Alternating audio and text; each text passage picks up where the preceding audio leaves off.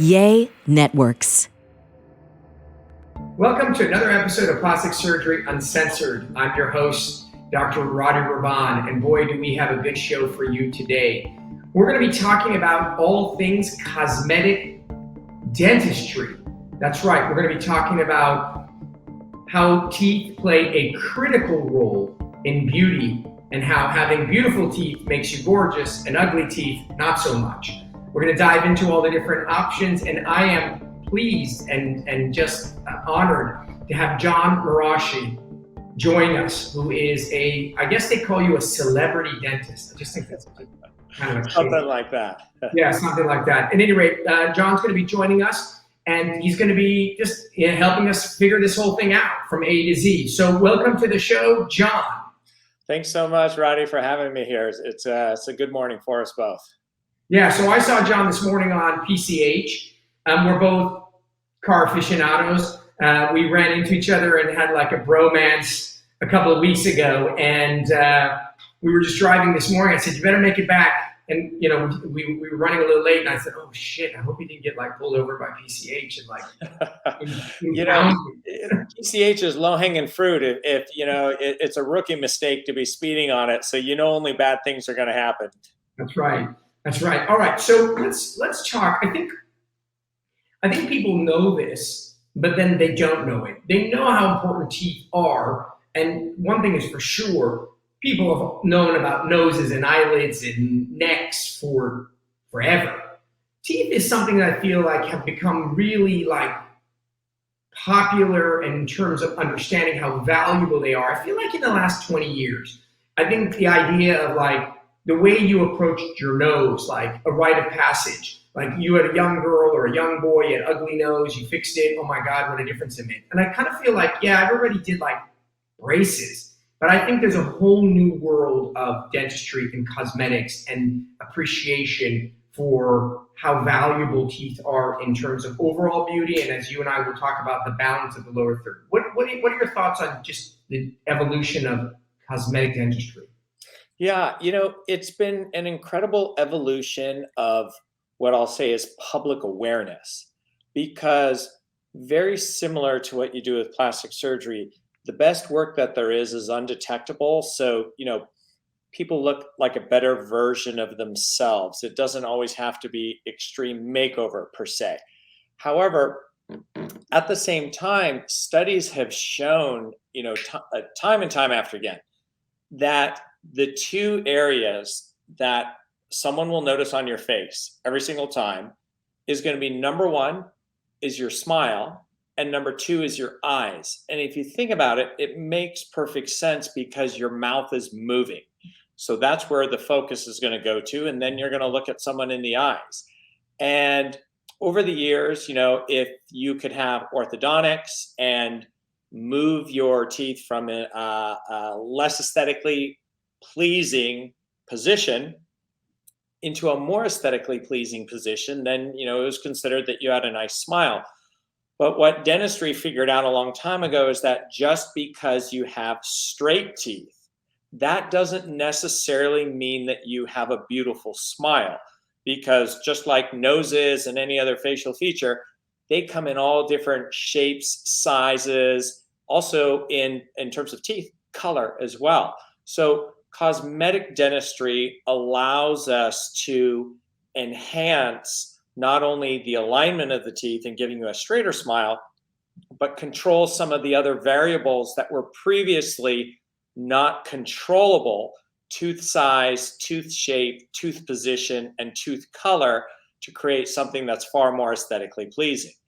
I think that's brilliantly said, because I do think that the rudimentary or rookie understanding of beautiful teeth is alignment, right? I mean, having braces has been around for many years in alignment. But as you said, there's another level to that, which is in addition to how well they're aligned, is all the little nuances that distinguish an attractive set of teeth, AKA smile, versus one that's not. So I think that there's two parts to this as I see it. There's sort of how the teeth look and how the lower face teeth, gums, lips, animation kind of work together. So let's talk about, I know you wanted to talk about a few key topics, so let's talk about that. So let's talk about the aging face, right? The lower third of your face, because it involves your teeth.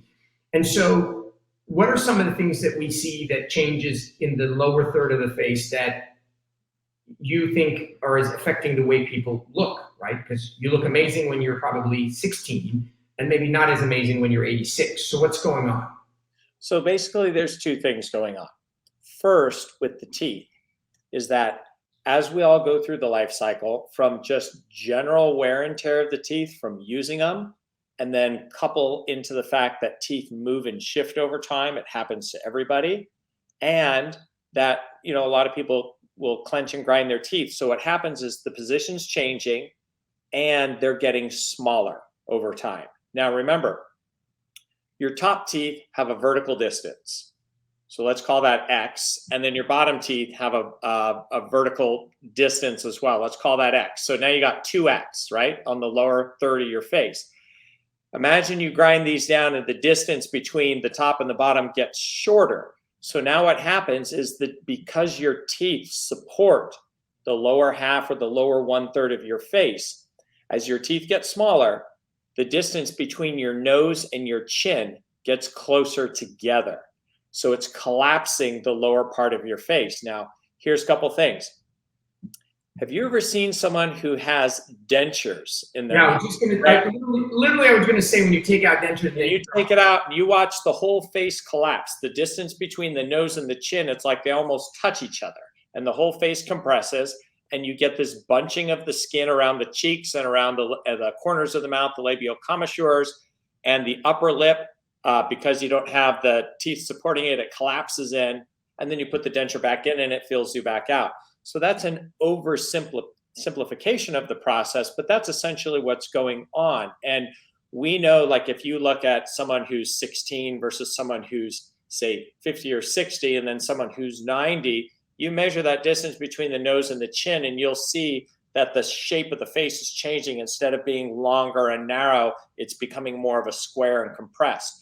So when, as a cosmetic dentist, what I'm looking at is the age of the person, and I'm looking at the distance of the lower portion of their face to see, are they in a good spot where they are right now, or do we actually need to increase the vertical height back? So that's the first aspect. I'm an interjector because, my wife has been dealing with spine surgery for the last 3.5 years. And it's fascinating because essentially it's analogous to the interdisc space and the compression of the interdisc bodies. And, I'm unfortunately very intimately aware of this process. And so essentially, as your discs get older, they get squashed. And as they get squashed, there's a rubbing effect and you get shorter. And essentially the teeth in this instance would be, if you will, for lack of better words, would be the interdisc space, and how it's crucial that, and a lot of the surgery is done to reestablish height, reestablish expansion of this inner body space, which then goes on to, oh, my nerves aren't compressed. Oh, my spine is better in line. I just got taller, et cetera, et cetera. So there's a lot of places in the human body where there's an item that serves as a buffer in between other things. And obviously as that shrinks, it will affect it. So I couldn't help but be, as you're talking, thinking of my wife's back and her 18 CTs and MRIs. Well, the concepts are the same. It's just things are getting smushed is the bottom line. Yeah. And the thing about it, it's fascinating because, and this is why these sort of collaborations are sort of crucial, is because, someone will come to me and invariably, let's just say hypothetically, I think, actually, I'm going to back up. I think people fall into like certain clusters and categories. You got your under 30s, you got your mid 50s, and you got your late 60s, 70s, okay? Just for lack of better words. And when you come in at your younger ages, when you look at a smile, it's usually tooth driven. Like, they have a great envelope. Their cheeks are full. They don't have a marionette. Their lips look gorgeous. They usually don't have jowls. So the envelope around the teeth is great and young and has children, but maybe they just have ugly teeth. So as you had said, shape, size, alignment, etc. And then as you move the other direction, the teeth are still contributing, but you start to hollow out the envelope around it. And that's sort of like when plastic surgery comes in and we look at it, we're like, oh, we need to volumize your face. We got to lift up your jowls. The lip length is too long. Your lips in general just disappeared. But if you don't, as you had said, reestablish the internal structure, it's kind of like, it's limiting. It really is limiting. And as you had said, the denture analogy is true, because it's like the on-off switch. The max is having your dentures in, and the worst is having them removed. And so it is really impressive how much teeth make a difference. And you brought up a really great point too that I want to touch on, is what's happening with the upper lip. So, as all of us go through the aging process, from the bottom of the nose to the top of the upper lip, as the elasticity and the collagen breaks down, we essentially get a longer upper lip. And, when I talk to patients about this, in my treatment rooms, we got these big windows, right? And my window blinds that go down are the kind, on a roller, and you can, pull them down and go right back up. I said, I want you to think of your lip as this curtain, except for you got a lead weight on the end of it. It's hanging down way low.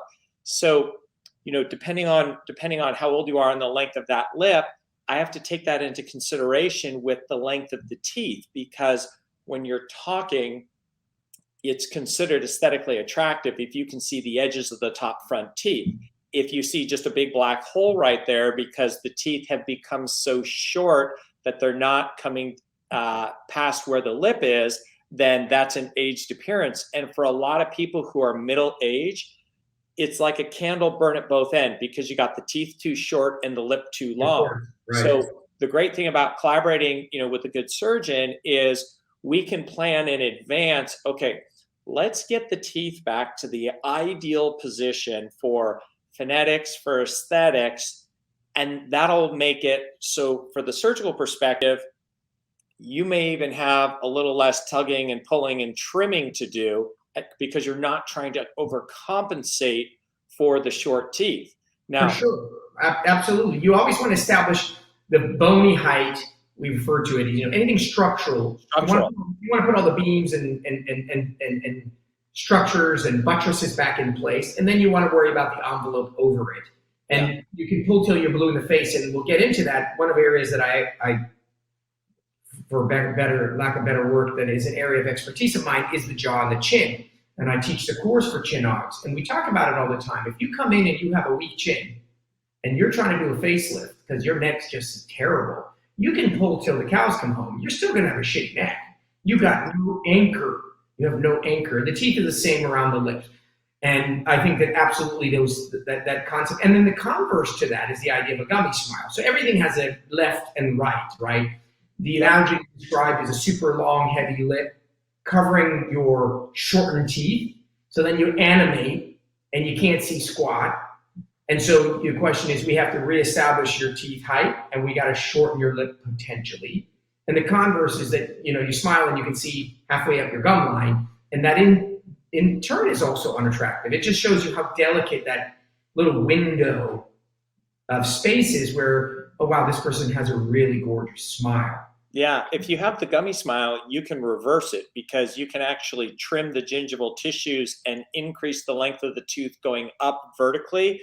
But you can only do it if the length of the tooth is short, because if it's already long or in the correct position and then you bring it up, you're going to have a tooth that's too tall overall. So you got to be careful of how much you can actually bring that up. Hence why it's complicated and not easy stuff. So what I would do is, the other things that I want to talk about are some of the key, kind of key concepts as far as we'll talk about two things. Let me back up. One is I want to talk about some of these items that we do. So veneers and the concept of changing the actual appearance of the tooth, as opposed to alignment, which is either orthodontics or Invisalign, which revolutionized the world, whether right or wrong. I know some dentists freak out about that because, I'm sure it's being done not as well as when you dialed it in. And I want to talk about those two concepts because they're very powerful. And the last is I want to talk about a couple of sort of collaborative extreme maker style things that, let's say someone came in, and how would a plastic surgeon and a dentist work together to make things, better. So we're going to take a quick break. we'll come back and we're going to dive in and ask you a bunch of questions because my wife is like obsessed with teeth. She's like 30 and wants veneers. And I'm like, are you crazy? She's like, but they're perfect. So we'll talk about veneers. I have a question about Steve Harvey in a second. So you definitely want to join in after the break and hear all the good, the great information regarding teeth and everything you need to know.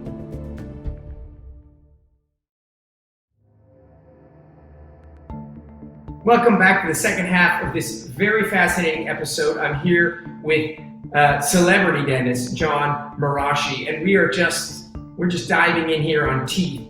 And so I'm going to just get straight into it. So there are two things that I understand them, and I'm always about dumbing it down. So we have the alignment and we have the actual tooth itself. The actual tooth, what it looks like, color, height, size. Let's talk about the alignment for a second. Obviously, orthodontics has been around for a long time. Having straight teeth is very desirable. Crowding and things of that nature. Nothing new. But there is this new world of Invisalign, or this sort of clear aligners. And now it's a huge business. I mean, basically you send in mold, they send it back to you, and blah, blah, blah. I know that they're limited in comparison to orthodontics, but what are your thoughts on just in general, the new technologies associated with tooth alignment? So clear aligners are perfect for mild to moderate teeth crowding cases. And the advantage of that over conventional orthodontics, so when I say it, I'm talking about, getting brackets and wires put on your teeth. Like you're like 12.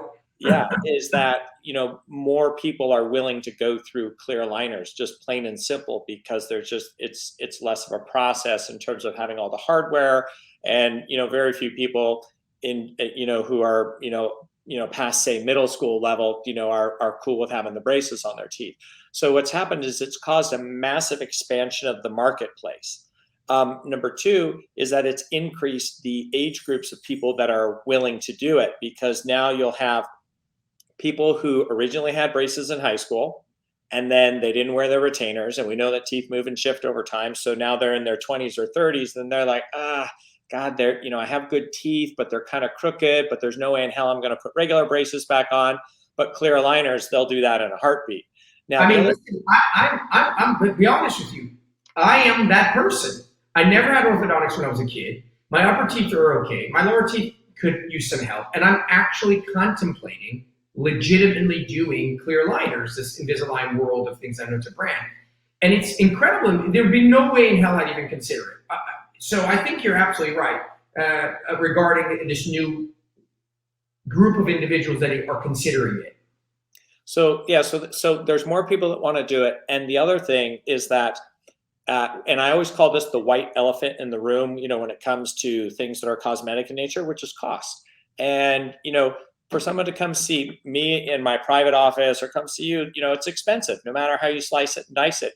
But clear aligners has radically lowered the barrier for entry with cost. And so I think anytime there is a quality product and service that is done at scale, that can expand accessibility and affordability towards more people, that's phenomenal, because things of this nature should not just be limited, to wealthier individuals. So it's a massive improvement.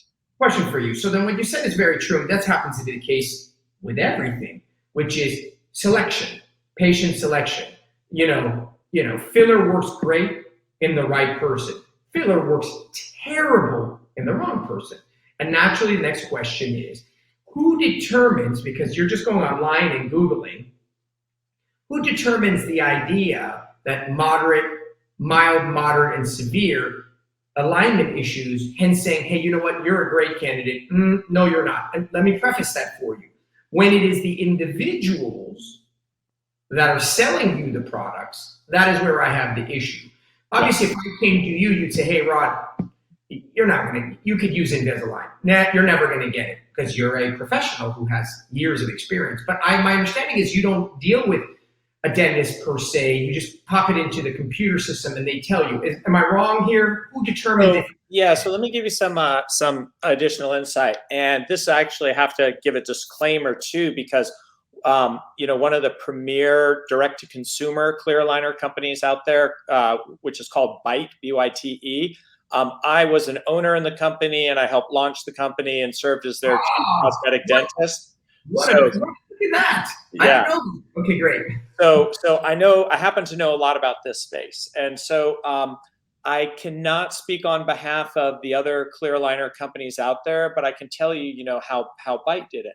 Is that, first of all, every case going through is dentist supervised. Now, built into the business model, which is really cool, is for a mild to moderate case. So the idea is that it needs to be selected so that the case is achievable in order to get the outcome. Just like you and I would do, right? We're trying to make sure the patient gets the outcome. So how do we eliminate selecting people that may not get the outcome? And someone says, oh, well, they're just going to accept everybody that comes through the door. Well, the problem is this. If you care about what you're doing and you take on a case that is, more of a complicated case, severe crowding case, something that truly belongs with an orthodontist or regular braces, not only you're not going to be able to get to the outcome, but it's going to take more time and cost more money to not get the result on the company side, because you're going to need more trays and aligners and you're going nowhere with it. So from a cost structure, the companies is actually highly incentivized to not accept complicated cases because it'll take too long and you're spend more money. It doesn't financially pan out. But is it when I send in so when I want to do it, do I send it in and a dentist within the system says you're a candidate, you're not, you can or cannot? Do they evaluate That's exactly what happens. Is that it gets looked at by a dentist and it either gets approved or denied. So with the case of Byte, what happens is that, let's say, you get your impression kit and then they look at it and then send it back. They say, no, you're not a candidate. You get refunded for your impression kit. So as a client, you don't even have to worry, will they accept me? Will they not accept me? Because you'll get a refund on it if you can't move forward. I think that makes total sense. That was my only hesitation or reservation was, I understand just like everything, there are grades or there are levels, and there's certain things like people come to me and they've gotten their face filled up like a balloon, right? And they need a facelift like 100 syringes ago, and the person injecting them didn't want to relinquish them because they're like, I'm a med spa injector and shit, you should have had a facelift, but I just cashed in 20 grand off of you. So that's always been my worry is gatekeeperism. Who will relinquish you to go to the next place? So I'm going to shift gears from alignment, and I'm going to talk to you about veneers, or whatever you want to call it, like you called it, visible aligners or whatnot. Veneers, or the idea of changing the way they look, whether I don't know what all the terms are. This is how stupid I am, which is perfect because I'm assuming not everybody knows. And what are my options when it comes to changing the way they look? Okay, so let's start with just the basic definition of a veneer. It simply means recovering or resurfacing the visible surface of the tooth, so from head to toe. And the most common way to do it is with a material, a porcelain or a ceramic, and it is molded or sculpted or shaped or sized to fit on top of the tooth. And when done in multiples, so I'm talking about doing more than one tooth, then you can actually change the overall appearance of the smile.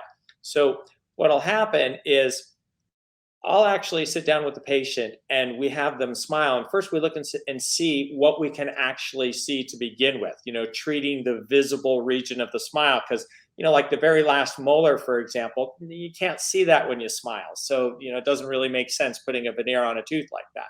Now, in order to get a veneer on the tooth, it's like the process will work like this. Step number one is that the tooth itself has to have some sort of shape modification so the veneer can fit properly on top of it. And this is kind of the boogeyman of cosmetic dentistry right here. Is this the part where you shave down the tooth so you can put it in? That's where I'm going with. So there's a lot of bad information and a lot of very poorly trained dentists out there that basically hack the tooth down to a little peg. And that's what happens when you get a crown on a tooth, not a veneer. And, it's just like a fast, dirty way of blowing the tooth out of the way so you can slap something on top of it. it should not be done like that. Ever. Yeah, and by the way, that's my recollection. I think my mom got veneers or crowns, God knows, like 20 years ago. And I just remember her coming home one day in preparation, and they took her tooth and made it into this tiny little peg. And I was just thinking to myself, never in my life would I ever do that. That's just insane. I'm assuming we've come a long way since then, or people should be doing it differently. So when a veneer is done properly, as far as removal of enamel from the topical aspect of the tooth, on the front of the tooth, you're not supposed to be more than, say, 0.5 millimeter. That's it, a half millimeter into the tooth. And then on the biting edge, maybe a millimeter, millimeter and a half. Now, if you think about it, for most of the people you're treating, their teeth are short, why are you going to hack them down longer if you're trying to add volume to it? It doesn't even make sense. You need to hide anyways. Yeah. So that's where, having the right clinician doing the prep work for you is just paramount, because it's far more complicated than whacking the teeth down to little nubs and then, slapping these big, chiclets on top of it. It's it's a real bad way of doing it for sure. So John, when you do the veneer, and make me understand this. So you prep the tooth so that you can put on the veneer. Correct. You create the space in which the veneer will sit. And then the veneer that you make, is that something that you do on a computer? You design it, they send it to you, or do you sit there and literally spackle on porcelain and shape it until it dries? Again, I don't know much about this. So is this so you're like 90% of the way there. So the way that I do my process is I like to think of myself as the artist. So I will actually paint on and spackle a composite material onto the tooth. Composite is it's like a plastic resin, but this is a temporary material. So I'll go through the full artistic shaping of every single tooth one by one.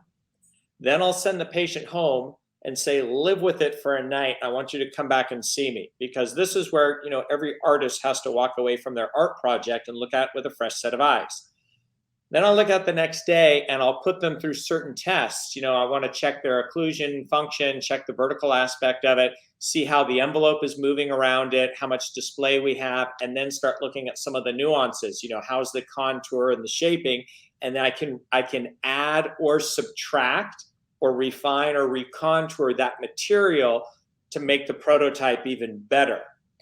Once we've established that, so now I know exactly where we want the outcome, and the patient says, hey, thumbs up, this looks awesome, then I'll go ahead and take new molds of the prototype, or what we call the temporary veneers, close-up photography, color mapping, and so forth.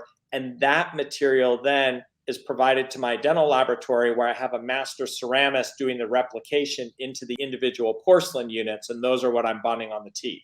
Got it. So basically you do a sample, a try on, like if I gave you a breast implant, I said, go home with it, see if you like it. And then you come back, you're like, Dr. Rahban loved it. Nah, it was too big, which obviously we can't do. And then you come back, and once you dialed it in, then you send it for it to be done exactly to the way you had designed, which is the right way to do stuff. I mean, if you can dial it in like that, it's way better, and then you don't have issues with patients later.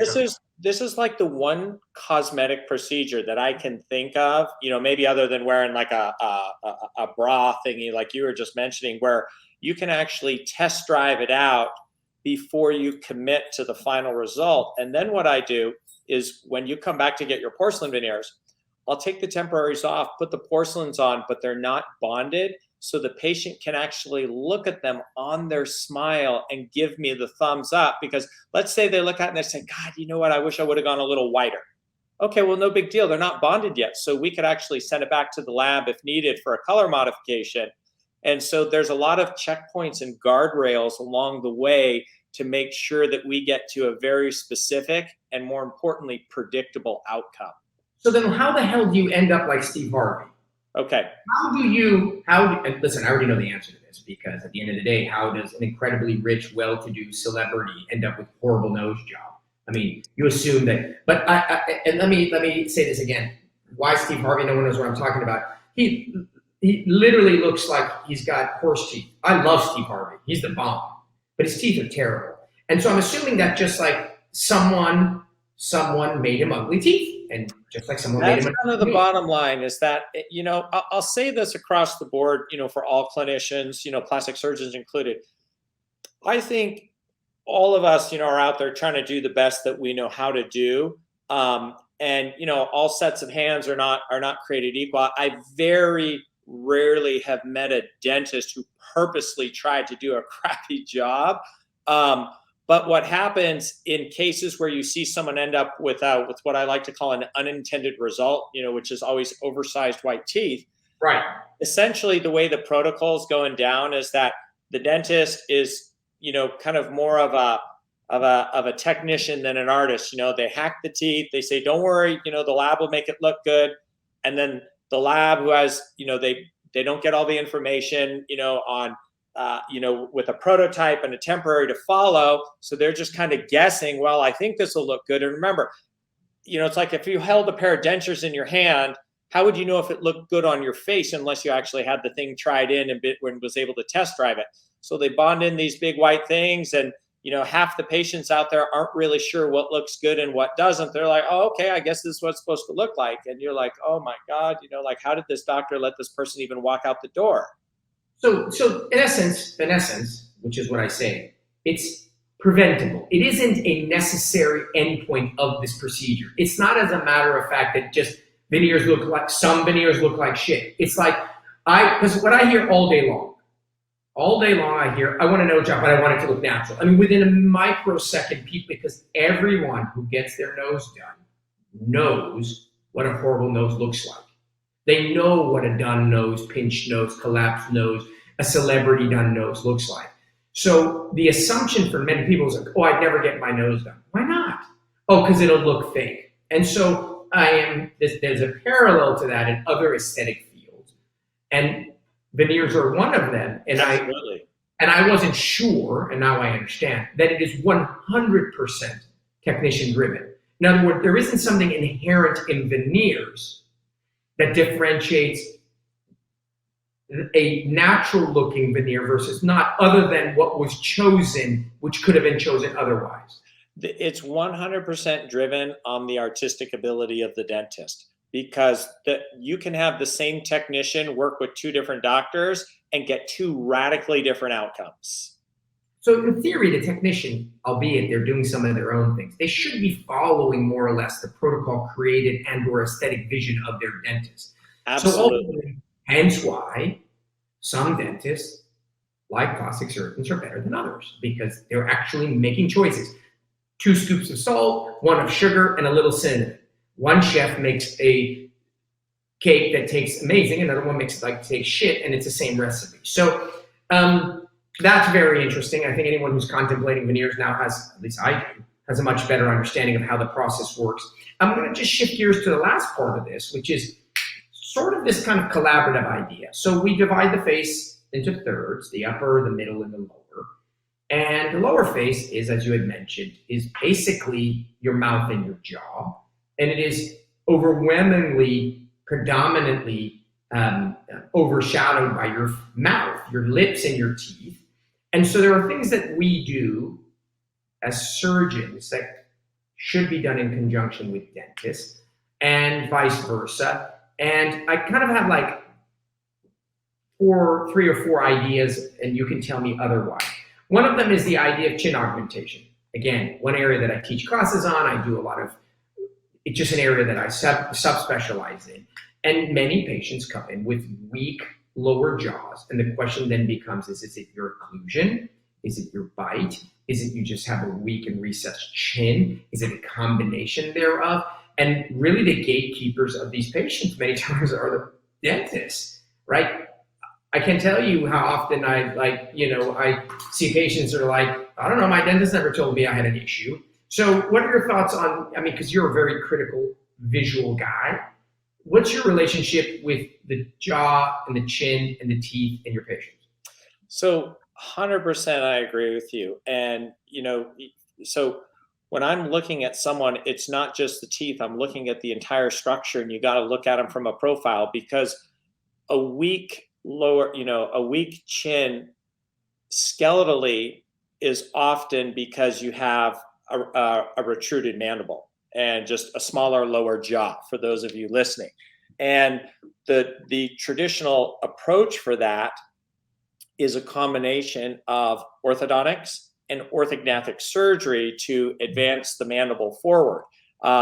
there's not a lot of takers in doing that procedure. I wonder why. You mean you want to saw open, do a BSSO, Yep. split my jaw in half, slide it forward, put a bunch of screws, then have me crank it every day, wire mount my mouth shut, only to find out that my occlusion is off, and when I bite, half my molars hit before the other molars. I mean, it's a really pretty heavy duty surgery. It's a gnarly surgery, and like I see, kids in high school, early college going through it, and they are a fantastic candidate and demographic for it for two reasons.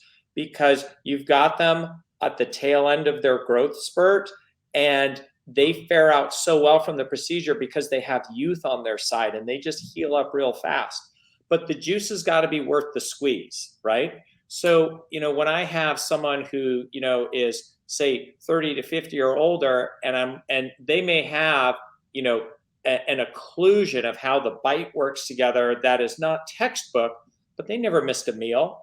They're asymptomatic as far as pain and so forth. And so, when I look at, all right, well, if all we're trying to do is just to improve what the shape of your jawline is, then putting you through orthognathic surgery, the upside of that is a lot less, where, if I can refer to you and you can do something with the chin or with the platysma that is, soft tissue based in nature and far more conservative, and get them to the same outcome. Yeah, I mean, the bottom line, it comes to, like most things, is it form over function? Is the issue you're having functionally an issue, which is your teeth don't even come close together. You have an Andy Gump being a reference to an individual, very weak lower jaw. And doing a chin implant or any kind of chin surgery is foolish. They need to see a real oral surgeon and have things set. Or is that overkill, and all you're trying to do is enhance the jaw just a little bit so it looks good? They're eating, as you said, fine and chewing fine. So one area where there's a lot of interplay between dentists and plastic surgeons, at least those that do chin and jaw work, is really the jaw itself. Another area is the upper lip, right? There's only two things that make up the upper lip: the soft tissue and the teeth. I mean, that's really it. So when someone has a beautiful upper lip or a beautiful upper smile, it's the relationship between the teeth and the structure, as you had discussed, and the support, as well as a soft tissue that's hanging over it. And a surgery that's incredibly powerful, and I underscore, way overdone, is a lip lift, whereby which we're doing a facelift of the upper lip. It was designed to be done in older individuals in whom the curtain, as you described using your analogy, has started to hang over the teeth. It's now being done in 22-year-old Instagram influencers. But the idea being that you can, after you're certain that your teeth are in the right place, you can lift the curtain up a little so you can see a little more sunshine.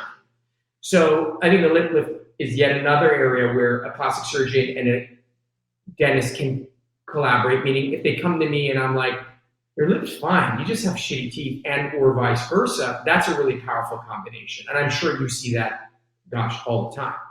Yeah, I wouldn't call myself the biggest fan of the lip lift. I think the intent of it is fantastic. This idea that you can take the curtain and bring it up and show more tooth, but oftentimes, remember, the teeth support the lip. And so if you can get the length of the teeth down, and what a lot of people don't realize, build the side teeth out a little bit, that gives you a lot of elevation through there. And I can calculate that pre-surgically by just adding material on the teeth and see what happens to the soft tissue. And if that solves it, I've saved someone from having a pretty, people don't realize how gnarly that surgery is, getting that thing cut out. And why would they? They just go on Instagram, and the Instagram girl uses a filter, and it's gone. What's interesting about this conversation is that there's two sides to the coin, right? There's the elevation, but the bane of every good cosmetic dentist's treatment plan is when someone comes in, with like 12 cc's in the upper lip, and they have like these huge lips, and it literally is a lead apron weighting the lip down, because what a lot of people realize is that all that filler that's in there, it takes the mucosal tissues of the lip that you're not supposed to see, and it balloons them down. And now they're like, well, I don't show teeth. And the teeth have to become basically, like a set of double D's in order to offset the volume of the lips. So you have these ridiculous looking teeth that are just trying to push the lip up and out of the way. And So, how I broach these conversations with people is I say, look, I think what you're really after is not big teeth. It's really about having a beautiful smile. And what I would actually encourage you to do is let's talk, with your surgeon or your derm or whoever, and maybe look at getting all the filler out of your lip. Let's get you back to No, doctor. What do you mean reverse my filler? Oh my God, not my filler. Oh, over my dead body. Do you know how many times I've told people in my office, you look ridiculous. Your filler is backfiring. Let's remove it. And I swear to God, it's as if I told them to donate a kidney. Mm-hmm. Oh, not my filler. There's this like anxiety and this apprehension that without this filler, they're going to look horrid. It's crazy how much resistance. There's a psychological like morphing that occurs. So I hear you about reversing and this balance that you're talking about, but it's such an incredibly challenging thing is to get people. There's a lot of patient management involved with that, and the idea is that look, if we can let the pressure out of the lip, right? Deflate that tire, build your smile back to ideal, then go back and put your filler in as touch up, as opposed to an overcompensation that actually makes everything look worse and exaggerated. That's when you're going to get really a more refined and a more lasting and beautiful look instead of having to just keep overinflating everything over time. Yeah. So essentially that really puts the nail in the coffin, which is the idea of natural, beautiful, balanced aesthetics is the harmony that we discuss between whatever elements create beauty. Volume, structure, function, etc. And so, like everything else, it's about balance. Too little of this, too much of that, the tug and pull, and that's the artistry. And that is really the fine line that differentiates great dentists, great violinists, amazing chefs, fantastic artists. It's the idea that whatever it is that you're doing can be overdone or underdone, and it is through the vision and the experience and the know-how of the administrator that gives you the end result that you're looking for. And that's why some people are fantastic and others are not. The pendulum swings in both directions at all times, right? It's always going back and forth. And, I feel like cosmetic dentistry lost its way and it ran enthusiastically in the wrong direction with the chiclets and so forth. I've always sort of existed in this center balance of like, let's give you something to show for it, but let's make it look like a better version and more natural. And I think, cosmetic surgery ran away with it as well. And for those of us who have operated in the middle, that's why we're always busy. It's why we're always sought after with, people who are looking for that premium level of care. But now I think the pendulum, has, because it swung so far, to the outer right, it's it has no choice but to come back where, there's going to be a time where, kind of like low-rise jeans with embroidered pockets and big bell bottoms on the end. People are like, why the hell was I wearing those? And they're going to try to come back a little more center. Yeah. Well, that's why you're a trendsetter. And I saw you wearing those bell bottoms this morning. All right, John. Well, listen, it's been a pleasure as always. We're going to come back and have these conversations more and more. Cosmetic dentistry is critical, crucial to beauty and balance. And you're obviously not only an expert, but you articulate well and explain things in a way that people can understand. So where the hell are people going to find you? What's it's an at Dr. John Marashi, and that's JONMARASHI. Right? Anywhere else that people should find you? That's the best spot is on my Instagram handle. All right. Well, people will check you out. And thank you for being on. It was fun, and I'm glad that we got together and neither of us got a ticket on PCH. It's good seeing you this morning for coffee, and thank you so much for having me on the show. I love being surrounded by excellence, and you exemplify that. I appreciate that. Well, listen, guys, that's yet another episode of Plastic Surgery Uncensored, and as always, I'm your host, Dr. Rady Rahban. Please, please, please, please tell everyone about the show so that we have people listening, so we have a reason to do this. Because that's really what this is about. Thank you for listening to Plastic Surgery Uncensored with Dr. Rady Rahban. We would love your feedback. If you enjoyed this episode or if you find our podcast helpful, tell us why. Leave us a review and make sure you subscribe on your favorite podcast platform. If you have a topic you would like for us to discuss in an upcoming episode, please reach out to us on Instagram at Dr. Rady Rahban, on Facebook at Rady Rahban, or at RadyRahban.com.